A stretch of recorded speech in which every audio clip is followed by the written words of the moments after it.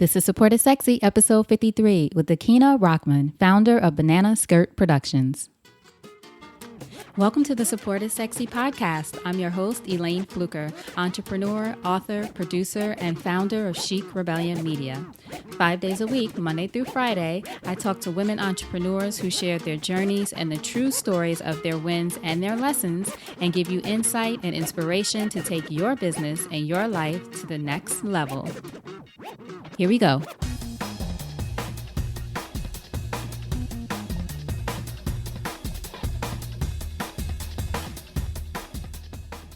Hi, everyone. Welcome to a new episode of Support is Sexy. I am so happy to have you here because it just wouldn't be the same without you. Today, I am thrilled to welcome our guest. So much fun, Miss Akinah Rahmaan. And Akinah is the founder of the fabulous company Banana Skirt Productions. And Banana Skirt, you have to go check them out on Instagram. The videos are fantastic. It's all about empowering people, inspiring people, have them feel confidence, all through dance and routines from your favorite pop stars. It's so much fun. I actually have not been to a class yet, but I am committed to going. I was already committed to going, but now I'm really committed to going because, as you'll hear in this episode, Akinah is offering our Support is Sexy listeners a 20% discount to go to a class. So you definitely want to listen out for that. Akinah also talks about building her business, which is a fitness business and a lifestyle brand. She talks about the importance of experimenting when you're figuring out really what you want to do when you start out in your business or in your career. She also talks about being clear on your brand's DNA. She was very clear about what she wanted to create with her business and what kind of business she wanted it to be and what impact she wanted it to make. Also, the importance of working with strategic partners, which we talk about a lot on this show because support is sexy. Also using social media, which is something that she and her team have done very effectively to help build the business. It happened organically, and she also talks about with getting press that happened organically because of social media. People were talking and sharing and telling each other and telling their friends about how wonderful Banana Skirt is.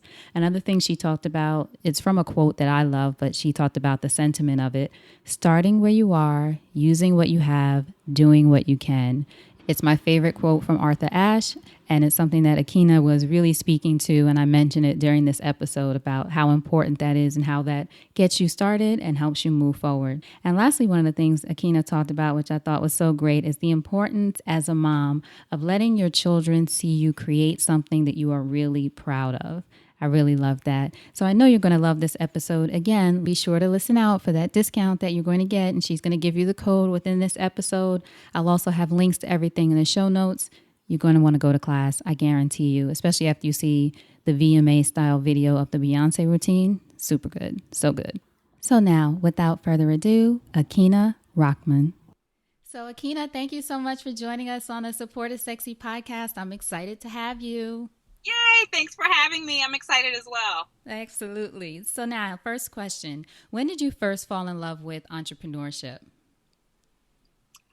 I guess when I was about 15, I started braiding hair and doing, I grew up in a house of entrepreneurs. My mom would stay at home. She helped my father. She supported him, but he had restaurants. He had nightclubs. He just was that person. He always was doing, even with those businesses being like the main focus of what he did and the way that he made his living and supported our family. He was always still doing other things here and there. So I think it's just in my blood because, he still to this day doesn't work for anybody. You know what I mean? So he just has always had his own businesses. And I sort of like the fact that I saw that he made his own schedule and he was able to do what he wanted to do. And I like the fact that he was the boss. Right. And I sort of always just kind of, went after that without even realizing it. Even at 15, just starting to do hair and making money doing so and making my own money and being able to do what I wanted to do with that money. It sort of set the tone. And then I just continued doing it, pretty much on the side while I was in college. And then, once I moved to New York after college and started working, I still had little things going on here and there. Where did you grow up? In Maryland, Fort Washington, Maryland. Oh, you did grow up in Maryland. Yeah, which is like the suburbs of Washington, D.C. What was Akinah like as a child? I would say independent. Independent in what Yeah. way? I just always was like the little leader in my, well, I'm the oldest of five children, so that sets, a sort Sets of you up to be the leader. exactly. And then, and just with my group of friends and everything, I always sort of was the person that I always had the parties at my house. And I always had the slumber parties and parties and getting my mother to take us to do things and so I was young in my household. I was always in charge and I was very responsible. So my parents gave me a certain amount of freedom that they didn't necessarily give to all of my siblings. I think it's true that, your parents kind of see you early on and can understand and see what you can handle and what you cannot handle. So I had a certain level of freedom when I was young, and it just made me, responsible because I didn't want to let anybody down. So Did that I was also? go ahead. Now, I was just going to say, did that also put a little bit of pressure on you, though, being the oldest, being the leader, and all of those things? Or, as you said, was it something that your parents knew you could handle and you sort of felt you could handle? I believe that the pressure comes in for most older siblings when you have to babysit. Because it's never the right time. It's always when you want to do something outside of the house, and you'd rather be doing something else. So that's where it came in for the most part for me, because I was the oldest. I do have a sister. All of us have the same parents, but we are Irish twins. But again, I still was the one that had to be sort of in charge. So yeah, there was some of it, There some of was that. some of it. Now, Yeah. what were some of your greatest influences growing up? In terms of people, Mm-hmm.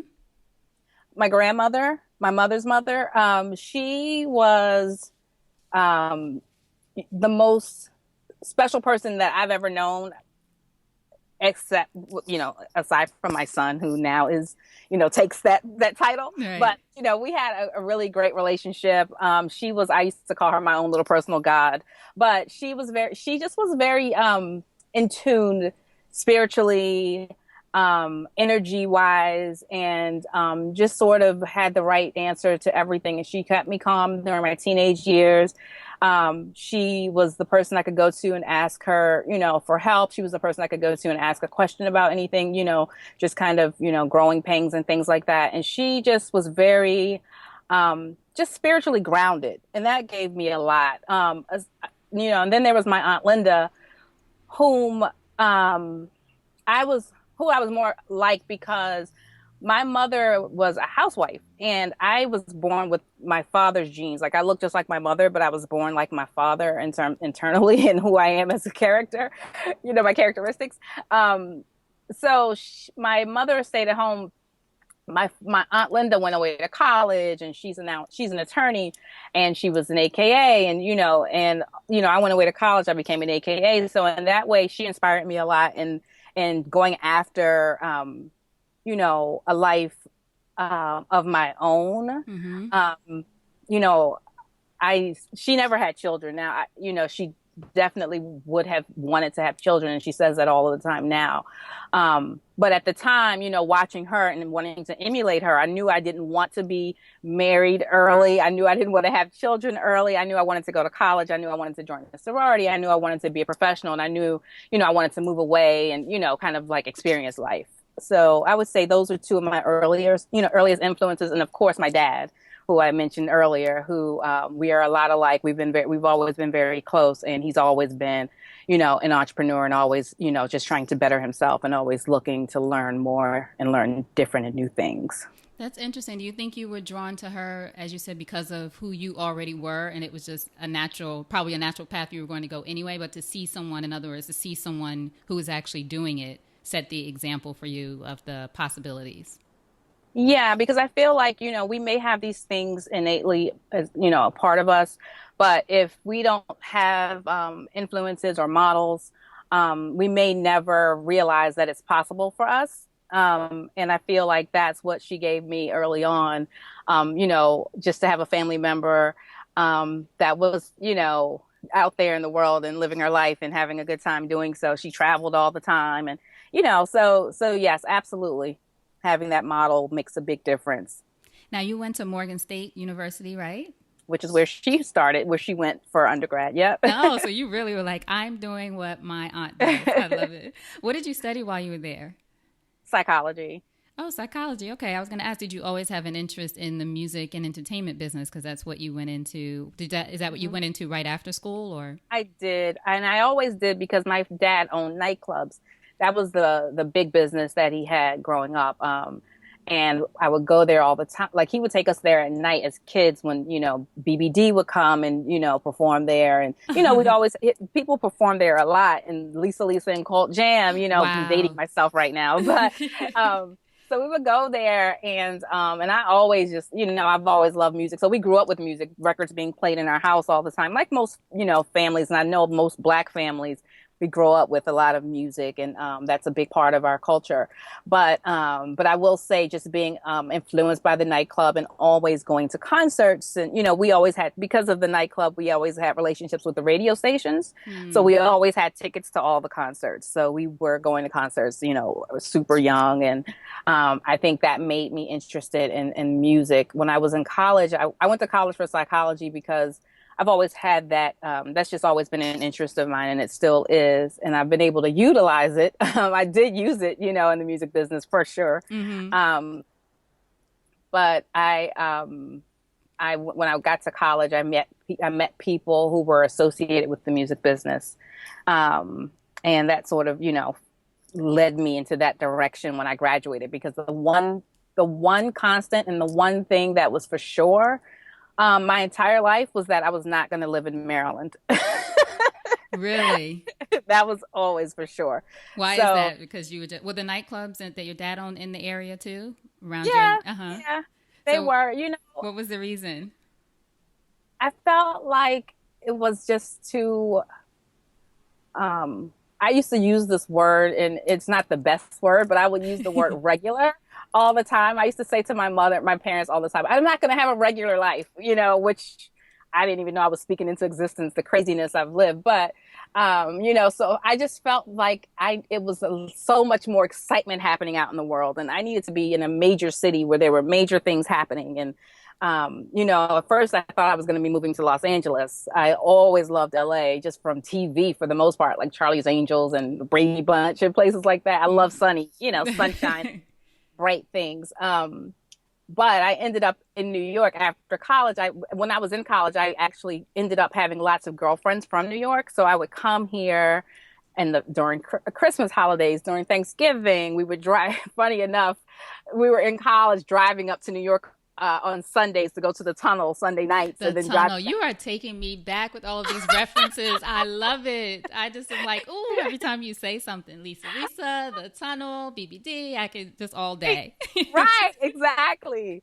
So we would actually drive to the tunnel. I mean, it was not the safest thing, no. But the funny thing about it was that one time I came to the tunnel and I bump into Mike Lighty in the tunnel. It's me and my girlfriends, my friend Shamika, who was from Brooklyn, Bed-Stuy, which is where we would go and stay. And we bump into Mike Lighty, and we're like, Mike, what are you doing here? Because at the time, Mike was from PG County. He was very, at Morgan State, it was very like, you're from PG, you're from New York, you're from here. And so the people from the different places, they interacted with other cities and people from other places and were friends with them. But for the most part, you could tell, it was just always, at Black campuses, we get dressed for school. So right. like you could always tell by the way somebody was dressed. So Mike was always considered a PG boy, a PG guy. So I was like, what are you doing here? He was just like, oh, my brother, Chris, this is his party. He runs this, Chris Lighty. And I was just like, oh, really? He's like, yeah, here's drink tickets. So he gave us drink tickets. And after that, I realized that, and he was just like Violator. And at the time I hadn't heard of any of that. And so I was just like, oh, okay. Not knowing that eventually, I was going to end up moving here and I was going to end up working for Violator and for Chris. All those things happened later. But yeah, so just, so at Morgan, I started to find a base of people from different places, and coming to New York really made me love New York. I love the energy of New York. I love the fast pace. And, after a few things happened that actually made me come to New York that weren't planned, I ended up coming here. And then those relationships that I got, Mike Lighty, another guy, Joe Romulus, who actually helped me get my first job in entertainment, which was an internship at the So Def New York office. I met him at Morgan, who he's still in New York, and we're still good friends, and a few other people. But that's a long story, not short. I love love that story. Now, when you got here, you said you came here before you had a job. Was that just because you really wanted to move here, or you said other things brought you here, and then you found the job once you got here? Well, I was actually supposed to be moving to Los Angeles after I graduated from college. My boyfriend at the time at Morgan was from Los Angeles. Mm-hmm. And so I was graduating. I was going to move to Los Angeles. I was going to move in with him, and I was going to go to Pepperdine and study psychology. Now, I had not even applied to Pepperdine, but I knew I wanted to go to Pepperdine because I liked the campus. And I had visited when I went to visit him in Los Angeles. So I had moved. I shipped all my things to Los Angeles. He got the apartment. I was moving, and then we had this big argument, big falling out. We break up. He's like, "You can't come here. I'm sending all of your things back." And this is when the universe gets in the middle of like, you're not supposed to go there, and I'm going to make sure you don't. Exactly. Right. You're devastated. You don't understand that at the time. So I'm like, I'm not coming to LA, because at that time, again, I had a boyfriend from Los Angeles. So I went to LA one summer, and I ended up staying for like a month. Every week I would change my flight. I couldn't leave. I loved LA. So, and of course my relationship was there. So at any rate, God had other plans. He told me, "No, you're not going to Los Angeles." And for some reason it clicked in my head. Okay, we'll just go to New York. So I reached out to my contacts, and they said, well, I said, I reached out to industry contacts right away. I don't even know why. I think at that time Def Jam had just started their college program. I don't know if you remember, Def Jam had a college program. They had college reps on different Black campus, or at different HBCUs. I'm not sure if they were at all schools or just HBCUs, but and I was supposed to get into that program, and I never did. So it was top of mind, and I said, I'm going to go to New York. And so then I reached out to some people. I reached out to Mike Lighty and Joe Romulus, and another friend of mine, Hillary, who was friends with James Andrews, who was at Columbia. Joe was at So Def, and I knew Mike had the relationship at Violator. His brother was at Violator, and he was supposed to be moving to New York as well. So I just started making calls, because I knew, like I said, one constant was, I'm not staying in Maryland. Right. I don't care what happens. This won't be my place. So I made calls. I was able to get an internship, because in that time, this was 1998. There was no, you couldn't just walk into the music industry. Well, you could just walk into the music industry. You didn't need your degree or anything. You just needed to prove that you work for free. Right. That was the way. Exactly. That was the 90s. Get an internship, hustle for free, do whatever you had to, and work your way up. Yeah. Yep. So that's what happened. So what was your first full-time gig in the business? My first full-time was at Violator, actually. What happened was I ended up interning for So Def New York, which was a small office located in the Sony building. We were mixed in with Columbia, because at the time, Michael Malden, Jermaine's father, was running Columbia. And so our offices were right there and on their floor. And so this was the time of like Destiny's Child coming up. So it was popping. We had All Out, which was Mace's group at So Def. And, we were having a good time. But I was also, because Mike went to college with me, we were cool. So I was hanging out with Mike a lot. And Mike had started a booking agency working out of Violator. And I've always been a person, like you said, an entrepreneur, a hustler, whatever you want to call it. A person that's just like, I'm not ever going to just sit still, Mm-hmm. Wasn't making any money, so I needed to, do things. So Mike had this booking agency, and I started working with Michael and booking shows with him. And I would do that after I left So Def in the evenings. I would go down to Violator and work with Mike, because he had a little desk at Violator, which we worked from, Mm-hmm. and in the corner. And this was when Violator was inside of Def Jam at 160 Varick. Wow. Which is another. That's before the 8th Avenue days. Yes, this was when it was like a college campus, and you walk in there, and every artist is in there, and the whole office is smelling like weed all day. And it's just like a party, and it was just like all the executives are young, and Lior's running it, and it was just a lot of fun. And then it was a lot of fun. So I would be there in the evenings, and then one day, Free Maiden, who was running So Def, said to me, You can't be at Violator and So Def at this, you can't do that. That's like a conflict of interest. And I was just like, what? And I said, well, you know what? I think that I told Free that he needed to hire me because I had a college degree. This is what I said. I have a college degree. That's youth, that entitlement. Like, exactly. you need to hire me. Intern long enough. I'm amazing. And so you need to hire me. So he really went through all these. He jumped a lot of hoops. He did. And he came back with an offer for me to be his second assistant because his first assistant was Joe. And the amount of money for that second assistant position was what? Drum roll, please. $25,000 a year. And I said, excuse me? Thank you. But I can't do anything with $25,000 a year. And if that's what the offer is, then I'm going to have to be able to work at go to Violator in the evenings because I need to be supplementing that. And he wasn't into that. So I talked to Mike and I started doing numbers based on booking shows with Mike. And I said, I can make more than $25,000 partnering up with Mike. I wasn't his partner on paper, but, it was just him. And so, me being the woman, I organized his company. And, I said I can make more money making the percentage of the bookings that I make with Mike than doing this. So I left. I left So Def. I went down to Violator offices to work with Mike. And Mona just she's kind of peeped me out and, she noticed my work ethic. Mona Scott, young now, at the time she was Mona Scott. And she one day, I can't remember, but somebody left Violator. It was a small company. And she came to me. Well, she went to Mike first and asked Mike, because she approached me because, she didn't want to, be disrespectful and snatch his employee. Right. But she came to me and she told me she had this position available and that she thought I'd be great for it. And she had been watching me and she thought, I was a great worker. And I said, I'll take it. Now, was that because of just her position there and knowing that you would be able to, have some really great opportunities by working under her and learning from her?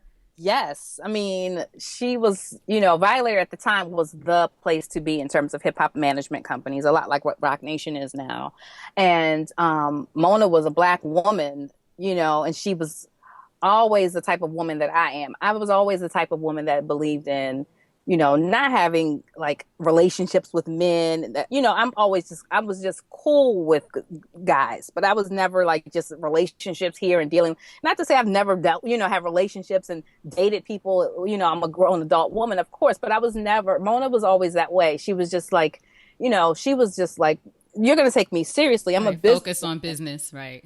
And that's how I was, I was always just about my business. And, that really, I love that about her. And I wanted, to be able to have a mentor like that was just, not even unheard of, because there are other women. There's Julie, there are other women who are like that. But, but she's a Black woman and she was right there and she extended an olive branch to me. And I was just like, wow, again, going back to the universe and what God does, when he puts you in certain situations and you don't even understand. But I learned so much from Mona. I still, to this day, when I'm doing deals or I'm doing anything with my own business, I think, what would Mona do? I don't call her as much now, but we still have a great relationship. She's family to me. And, but she has what I loved about Mona and what I saw in her before I even started working under her was that she had so much integrity, so much self-respect. She did not dumb herself down, because she was a woman in a male-dominated industry. But she still was a woman and she was still feminine and she still, and that was me, and so, so she's amazing. And, I have nothing but so much respect for her, so much love. And, again, she has definitely played a big part in growing me and in me becoming who I ultimately became as a business woman and as a woman. I think too, like you said about the universe putting you in certain spaces, but then another lesson, at least I got of it, is once you're in those spaces to really do the work. You were very focused Absolutely. on the work, just for people listening, especially our younger listeners, just this idea of you get in that space, but you have to do the work. I was like that about Essence. I was like, I just need to get in the building. I don't know what I want. I just Yes. know I need to be in the building, and then you do the work, and then the right people will eventually recognize you for that.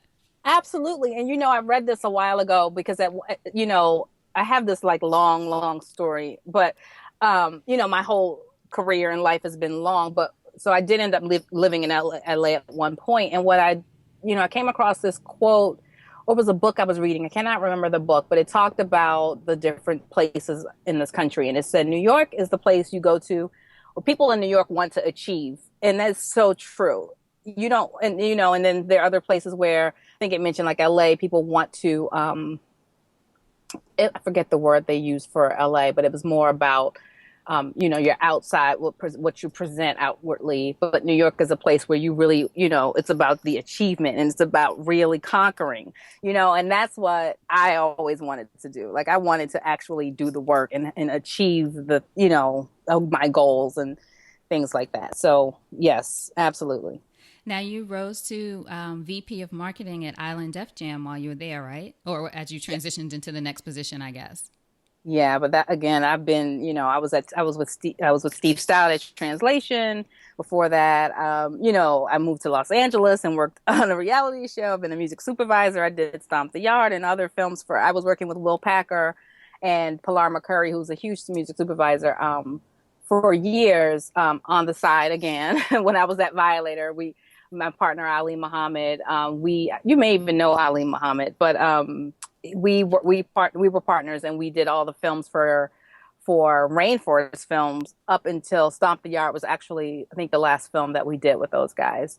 But yes, so I have had, a varied sort of career. And I always tell people when I do panels, I tell young women, like, do not be afraid to take on these challenges and when things are presented to you, because that's the only way you're going to really find out what it is that you ultimately will be driven by and passionate about. Right. So I did work in advertising for a while. I have been a music supervisor, and ultimately, yes, I did end up going from management to the advertising agency, music supervision, back around to a record label, which was always, always one of the things I wanted to achieve, because even, working in management, it's so closely related to what's happening at the record label, but not. Mm-hmm.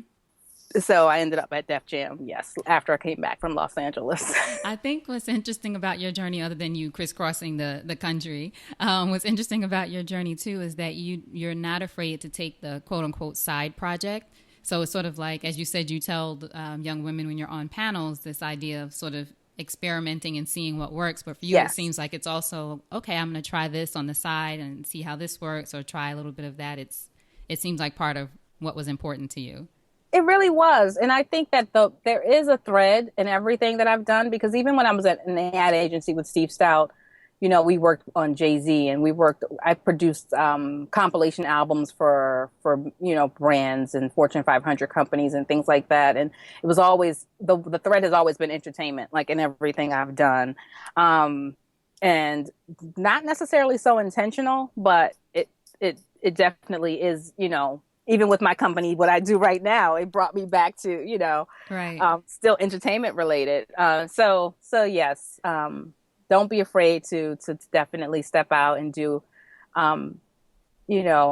things that you are interested in. I would never suggest to do anything you're not interested in, though. It's always has to be something it's something there, Mm-hmm. Isn't it that, interesting when you look back and just see that there's that thread there, as you said, with the music and entertainment? It's like, oh yeah, that's always been sort of there for some reason. yeah, Yeah. yeah, Now let's yeah. talk about what you're doing now. Your company, Banana Skirt, which I absolutely love. I still haven't been to a class yet. I got to get to a class. Yes, Elayne. I got to go to a class. But tell everybody about Banana Skirt and what the company is and what you do. Yes, Banana Skirt Productions is a lifestyle fitness brand that I created in 2014. When I first I had just had my son when I created the company, and essentially what we do is we teach the choreography for music videos as a form of fitness.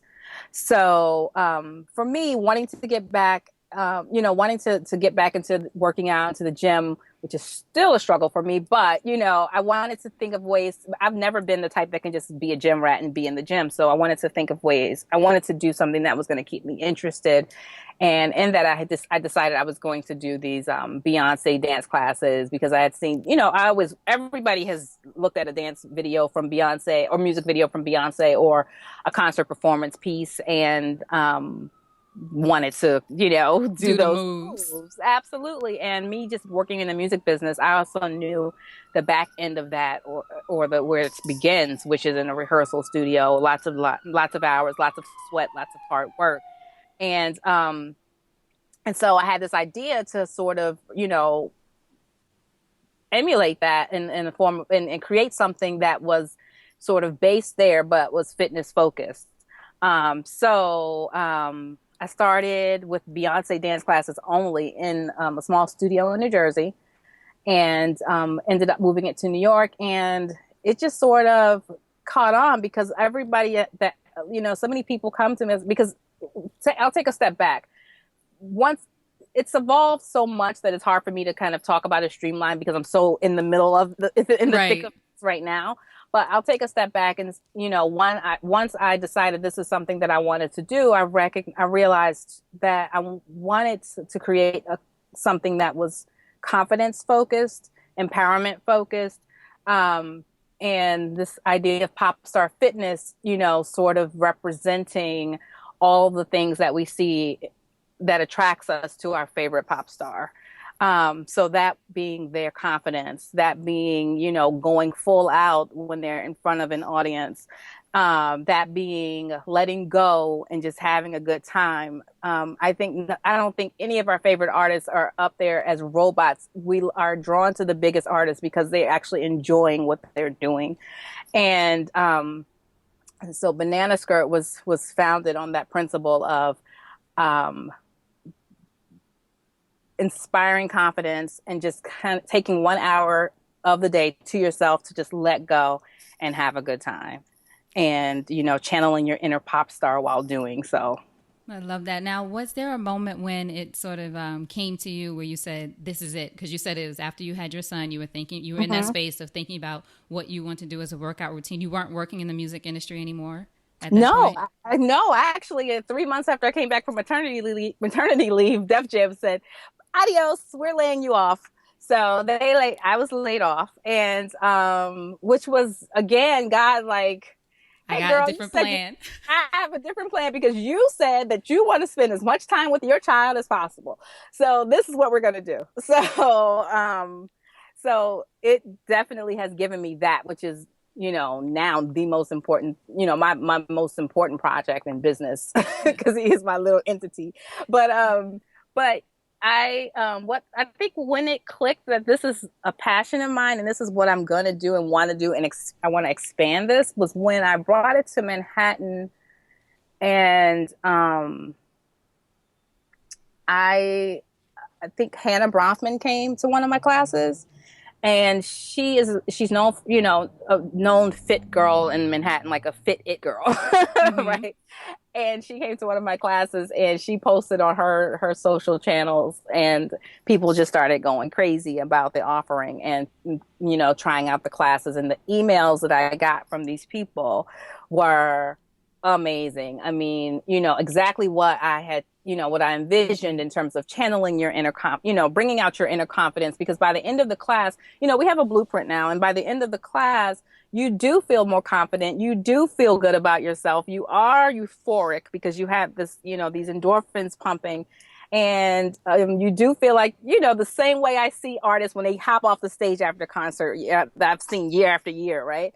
You leave that stage and you're pumped, and they leave the classroom and they feel really good and they're pumped and they're wanting to come back for more. And I got emails from people saying, it changed their life and that they have now they had something after they left the office that was really just kind of focused on them. This the only, time that they actually took a dance class where they didn't feel intimidated because they weren't being judged on the form or anything like that. Right. We don't do that. It's judgment free in our classes. It's all about inspiring people to let go and just like have a good time. And, you know, And there's a sense of, I would think, a sense of accomplishment too, because not only did you do the class as you would have done with any spin class or anything like that, you learned a whole routine. Like everyone needs to go to your Instagram. Is it banana_skirt?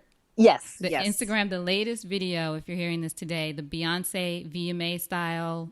Hold up. Oh my God. That was so good. I watched that like 3 times. I was like, okay, I'm going to learn the routine from this little clip and I need to go to class. But there's that sense of the people were really doing the moves, but still having fun. So there's that sense of accomplishment, which would inspire confidence and all of that. That's a big piece of it. Absolutely. Yep. I love that. Now, what was the first step you took, though, in creating your business? I know you had the idea and you said you first started it in New Jersey, but what was your first thought? Oh, I need to find a choreographer, for example? Just curious. Yeah, because I'm a two-stepper, by the way. So I was my first thought was I'm gonna hire my brother because he can dance, right? He wasn't a choreographer, he was a dance. He in my family, what would happen during the holidays, which is another like sort of light bulb moment that inspired the business. We would get together and we would put on we would do like cha-cha slide and all that kind of stuff and put it on the YouTube screen, and the family would do it. And he was always like, so my brother, he lives in New York and he can't really dance. So originally I was like, I'm going to put my brother through school. I'm going to put him through these classes and like at BDC and things like that. And then I'm going to have him do my classes, but that didn't work out. So but I knew but that didn't mean anything. I was going to still do it. So I ended up actually looking for instructors. That was the first thing I did. Well, the first thing I did was I went around New Jersey because I thought I wanted to focus on moms, because I was a new mom and that's where my head was. And I looked around New Jersey to find a studio space. So that was number one. I found a place in Hoboken. I rented the space. I locked in a situation so that I could rent the space. And then I went on to Craigslist and looked for instructors. And in that advertisement, I just said, must love, pop stars and can dance like Beyonce, and got some good. I actually had one choreographer that worked with me for maybe about the first year. She was really good. But from there, what ended up happening was I ended up getting instructors referred, but but the first step was to get a studio space. And then the second step was to lock in choreographers. And then the third step was to make all my friends come to the classes. Right. Because how'd you get people there in the beginning? You told friends about it, and then they told friends and told friends. Is that where you started? Yeah. That's what people don't realize too. Sometimes it's just sort of start where you are. This is one of my favorite quotes from Arthur Ashe: "Start where you are, use what you have, do what you can." Yes.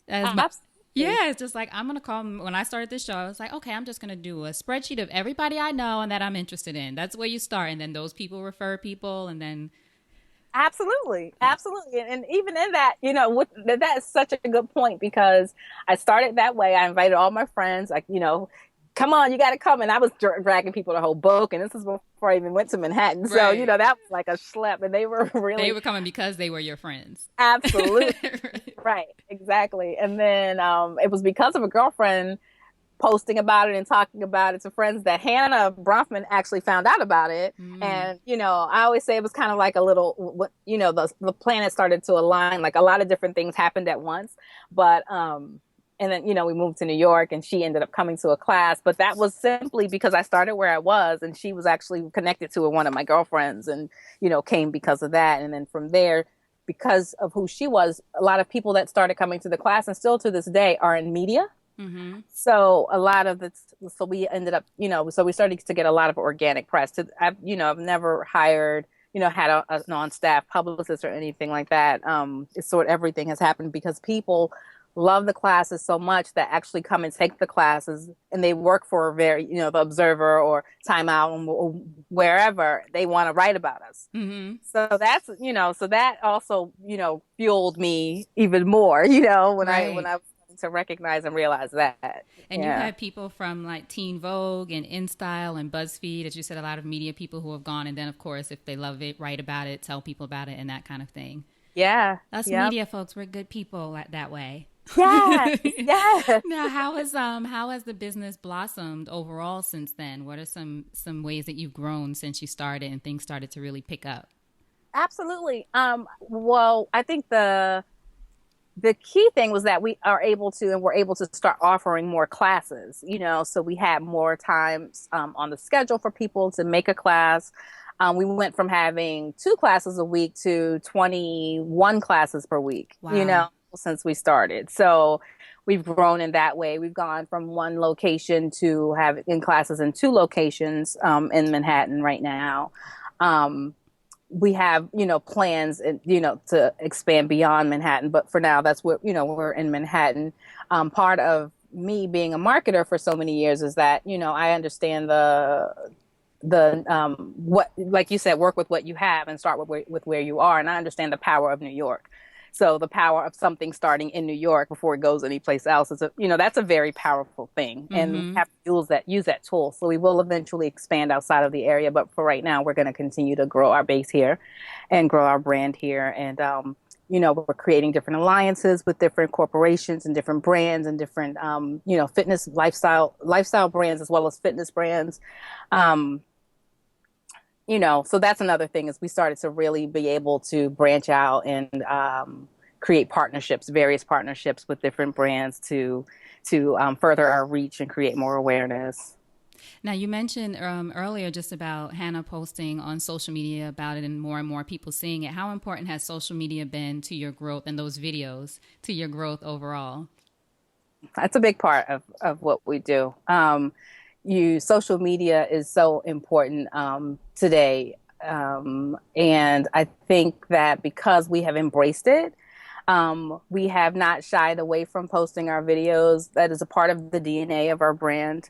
It's Pop Star Fitness, and we have a final performance, and we post that. And I think that those, being online and people really gravitate towards it, and people come to the classes because they want to be insta famous. They're like, when are we posting? When are you posting our class? Like, they really want us to post the class. And I think Right. just being able to share an experience with your friends and with people that you may or may not know is just so key right now. And just sharing is so important. And I think that because we allow that, it has absolutely expanded our awareness in ways that, I may not even know. Right. Because outside of the fact that I said a lot of the times we get press from people who come to the classes, a lot of times we get press from people who've seen our videos, and then they come to our page and then our website. And of course, we get clients. A lot of clients come to our classes. They're like, I've been watching your videos forever. Right. Now I'm finally got my nerve up to come to a class, or, so they're very, social media is very important to, for our brand, definitely. And I think what's great about your brand too is, like you said, people like when you're posting the video, because I think it works really well for brands when people see where they fit in. It's sort of Yeah. like, this idea of I'm going to be in the video at the end of the banana skirt production, and it's a final, it's just really, this is where I fit into this thing, aside from going, having fun, dancing, and all of those things. Yes, exactly, exactly. And we also have a Ratchet Zuba class, which is a class I created. Ratchet Zumba. Right, Love but it. without the M. So it's Zuba because, we don't want to get in Oh, trouble. right. That's right. Oh, Ratchet Zuba. yes. And that class is a lot of fun. And I simply created that class because I have outgrown the nightclub. Mm. But I have not outgrown the The love of ratchetness. hip hop. Exactly. Right, I The love wanting to it. drop it low, Right. the twerking, and all the fun things that come along with being out and having a good time with your friends. And, you know, it's something to be said about doing it in an environment where I can twerk and I'm not being judged, because that's part of my workout and it's making me sweat. So Right. that class that is another class that really took off, and people love it. It's in the dark. It's like a nightclub. So it's dark light. It's club lights. It's a dark room. You really can let go of your inhibitions and just kind of let go and have a good time. And Do, people do. I love that. And you still learn a routine. No, that's a watch and follow class. So that's all about Okay. watch instructor. So there are certain each lot. We have songs that are staples, and those songs have routines, and people begin to know those because they keep coming, kind of like a Zumba class, Right. where but they're watch and follow. So those are like really like you're at the club, because it's like you don't know what to expect, because my instructors are crazy and they love to have a good time. So you don't know what you might get from class to class, and That's it's very so spontaneous. so fun. I love that. Now, one of the things you mentioned earlier, that you refer to the company as a lifestyle fitness brand. Yes. as opposed to just a fitness brand or workout? What is that? For me, that leaves me open to all of the other ideas that I have for my company. Mm-hmm. I don't want to talk about them right now because there are things that, we haven't done yet. And so I want to make sure that we get to do them first. Mm-hmm. They're But in the works. absolutely, they're in the works. And, when I created Banana Skirt Productions, I knew that there are a lot of branches to this tree. Mm-hmm. I love that. What's your, you don't have to, obviously you won't tell us exactly what's going on, but what's your vision overall for the company or the brand? Where do you see it going? I see it expanding nationwide, globally. I feel like fitness has sort of gotten a resurgence, which is very fun. It's a very good time to be in fitness. It feels like almost like when I got into the music business and what hip hop was when I got into it in '98. And I think that, with that being the first branch of our tree, that can take us a lot of different places that the other ideas can supplement or, and stand next to and be a strong brand that represents all people. I'm a woman, and I think, there is a woman aspect of my business that will always be there, and there are ideas that I have that are women centric and, female focused. So I will be doing a lot of that sort of thing, adding some kid focused elements. Mm-hmm. Apparel focused elements, I can definitely see that. Yes. Nice. Yes. Excellent. I'll be here cheering you on for sure. Thank you. Of course. Now, one of the things you posted was a quote I saw on I think it was I saw it posted somewhere. You said, successful people have a sense of gratitude. Unsuccessful people have a sense of entitlement. So what are you most grateful for today? I am so grateful that I'm a mother. Oh my God. Oh, nice. That is by far, Tell me about it. can't even say anything else because nothing stands even close. I'm grateful. Motherhood for me has just been the most rewarding, the most, it's grown me and evolved me in so many ways. And he's not even 3. I was gonna say, how old is he? He's such a cutie. He's not even 3. He'll be 3 next month. And the friendship that I have, the relationship that I have with my son and being able to nurture him and, watch him grow. I've learned so much about humanity and about people and about God and life. And, it's just been, I'm so grateful for that, for the opportunity to become a mother, because I became a mother at a late, after I had done my career. I traveled the world. I partied at the best parties. I worked with artists. I've done a lot of the things that people have, looked at and thought were cool, cool things to do. And I feel like I'm grateful for all of those things. I'm grateful for the life that I've had. I'm grateful for all those opportunities. And to top it off with this cherry of motherhood and at this time in my life, it's just perfect. And, I wouldn't think there's nothing. That's what I'm most grateful for. Oh, I love it. You're about to make me cry sitting over here. That was beautiful. My next question was going to be, I know you're very close to your son. And Doreen Oliver, someone I interviewed a couple of days ago, she's a playwright and she has 2 sons. And she just talked about how important she thinks it is for your sons or your children in general to see their mom doing something that they love. And Yes. working, even if it's not a job, but just for her, it was creating this play, this one woman show that she did. So I was going to ask, what do you think about that? How important is it, even though he's not 3 yet? How important do you think it is, though, for him to see mommy doing something that she loves outside of him? It's so key. It's so important. I think that it helps develop his confidence. I always say one of the most foundational pieces, most important things for me to, I think, build on his foundation or help him to build is a self-confidence and really belief in oneself, and I think when your child sees that you are out there, tackling things. And, children pick up on a lot of things. So they know when you overcome things. They know when you're happy. They know when when you've worked hard for something and you've achieved. And I think showing achievement and showing work is so important, especially nowadays when I think so many people think that life is easy. Young people think that things are going to be given to them and that life is like this, as long as you go on social media and you post something about you create a business and you post about it, then the people are going to come. And there's so many different things that, that inform that type of thinking. So, so for me, just being a person that is just actively living in the world, whatever that is, it doesn't necessarily, everybody doesn't have to work. It could be, you see your mom get up every day and she does her sun salutations and things like that, whatever it may be. I just think that it's so key to make sure that your kids see you living and being vital, having vitality. I think that's just so important. And how important is it for you too, to have that where you're creating something and being able to show it to him, but also for yourself? So important. I mean,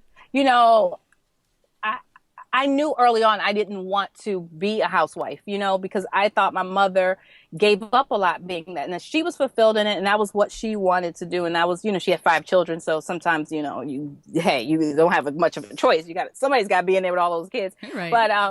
But I knew early on that I did not, that was not, I don't know how I knew. I just knew that wasn't going to fulfill me. And so I think I started that whole thing early, where I knew that once I had my children, I wanted to be working, and I wanted them to see me out there being excited and happy about, creating whatever it is that I'm creating. But I think creating is like the key thing when I look at it, that I want to show my son, is that mommy's creating, and she's, because creating goes back to like this relationship with the universe and with God, and, and inspiration coming to you from God. So, that's kind of, we can go deep with that, but I love it. I love it. What's the greatest lesson you would say having a business has taught you about yourself as a woman? It has taught me to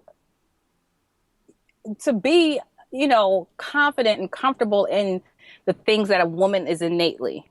I don't think that to become a business person, you have to dumb down or hide the things that make you a woman, because I think those are actually the things that make you a very strong person in business. Those qualities that women have, like that intuition that we're very in tune, we are in touch with, and that that softness that we have, that empathy that we naturally have. I think those things are so important, and those take us so far. And, we don't have to become a man or to act manly to be in charge, and to be, taken, to be respected. I think we should harness what makes us a woman and utilize those things, because those are gifts. I love it. Now, what does your support network look like? Who's helping you build this empire? She's making that face of, because I do have shortcomings, and one of them is a control. Are you doing it all, Akinah, not taking help? I do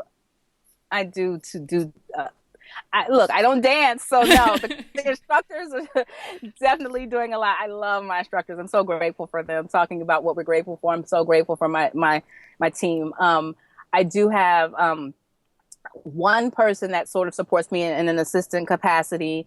My son's father is a big part of my support system, just in terms of his business sense, and me being able to kind of throw ideas at him and get real feedback, and but I really don't, and I need to, and this is a part of me that I have to work on, is really letting go and bringing on a support system, Mm-hmm. a support team, because I don't have a lot. I mean, I don't want to leave anybody out that has helped me, so I'm trying to think. But if I have to think this hard, then that's that you probably need right. Where do you think you could use the most support? You know, because you deserve support. We all, as you mentioned, speaking about the universe and that kind of thing, it's there for you. You know, I'm all about it. That's what the show is all about. So you deserve that, and you know, will have that. What do you think? Where do you think you could use it the most? Or where do you think? Not even. Let me rephrase that. Where do you think it could benefit you the most? I just think like a little, like if I had like a little, I mean, well, one thing is that I used to do a lot of, girls' nights and having a good time with friends, and I need to get back to that. And I actually would sort of be the person that made sure I was networking and bringing people together, and that's also something Banana Skirt will eventually be doing. But I like the idea of just getting together with late women to do things that aren't necessarily business Business. focused. Mm-hmm. So I guess in that way, I haven't really done that. I think all of my friends that I used to do that with are sort of in these places in their lives where nobody's really doing it anymore. And I think that's something I don't want to lose. I want to do that when I'm 80, you Mm-hmm. know? That sense of community, with especially with And other women. yes, and sisterhood is so important. I mentioned I'm in a sorority, but most of my sorority sisters, my line sisters, are in Maryland. You know, Mm-hmm. most of my family is in Maryland. I only have one brother here. So in that way, I definitely could use support. And then in terms of just like a little board of directors style thing with for Banana Skirt, where I have Mm. people who know things that I don't know that can advise me. That's a good idea. I want to talk to you about that. I know somebody who did that pretty effectively with creating a board for her business or just for her life, actually, of people Oh, she could good. call on. Yeah. Yes, Yeah, thank okay, you. good. So now what's next for you? What are you most excited about today before we let you go back to business? I'm excited about a few events that we have coming up, some partnerships that we're working on with Banana Skirt and some other lifestyle brands. I think being able to expand and align, strategically align with other brands is so important to your growth, and being able to do that now. We haven't done a lot of that in the past, so we're able to do that. I'm really excited about that and what's to come in that space. That's awesome. Are these brands that approach you once they see obviously the great thing that you're creating, or a combination? They do, which is leads me back to what you said earlier. It's just that I don't have a team of people to. I want to do more of that on my own, just kind of assessing who I would like to work with and being able to go after those people. But I haven't had the time Mm-hmm. because you get so caught up in running your day to day and making sure your experiences are what they need to be that sometimes the things that you want to do and that are on your to-do list or your vision board, for your brand, you kind of keep pushing them off to the side. So that is something that I'd like to be doing more of. Absolutely. But so yes, these are brands that have come to me. Awesome. That's good. Yeah. More to come, and support to come. We're going to get you some support.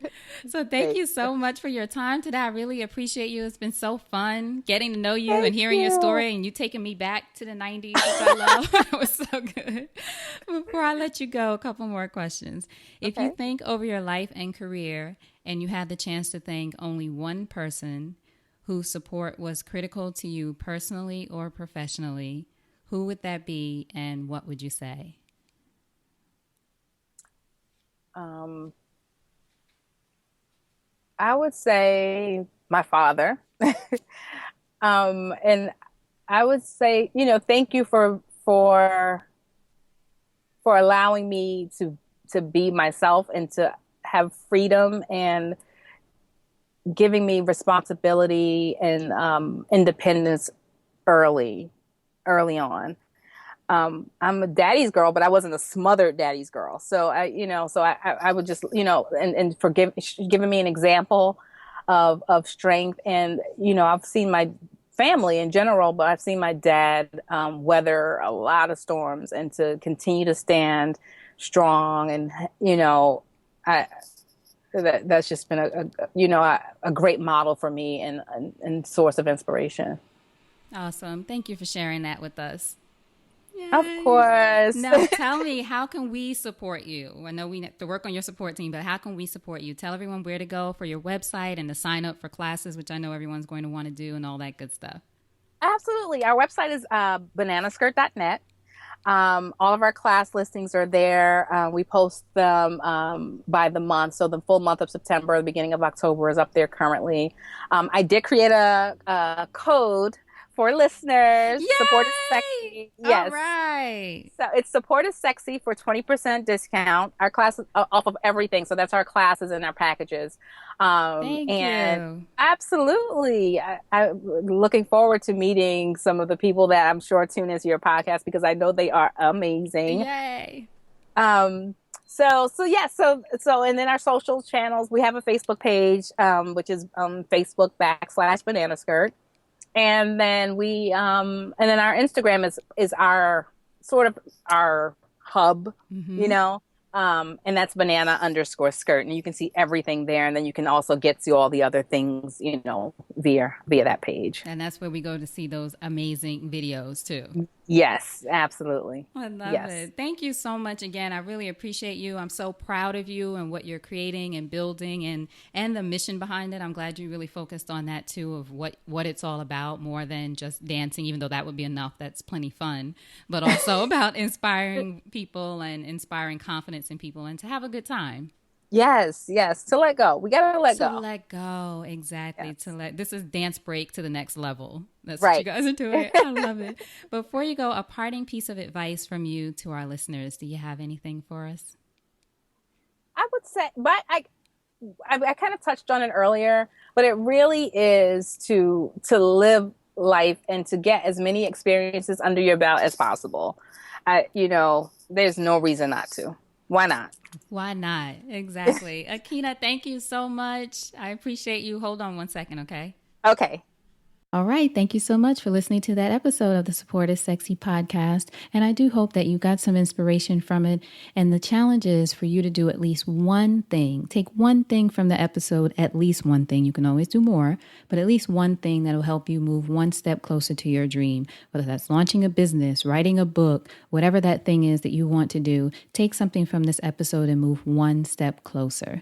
And what I'll also ask of you, if you can tell me what you think about the episodes, what we've been doing, what you want to hear, what you like, what you experience while you're listening, go over to iTunes, leave us a review, and let me know what's going on. What are you thinking? What are you feeling about the show? What else can I do to be of service to you, which is what this is all about, to be of support to you. That's our buzzword, right? You can also go to our website, supportissexypodcast.com.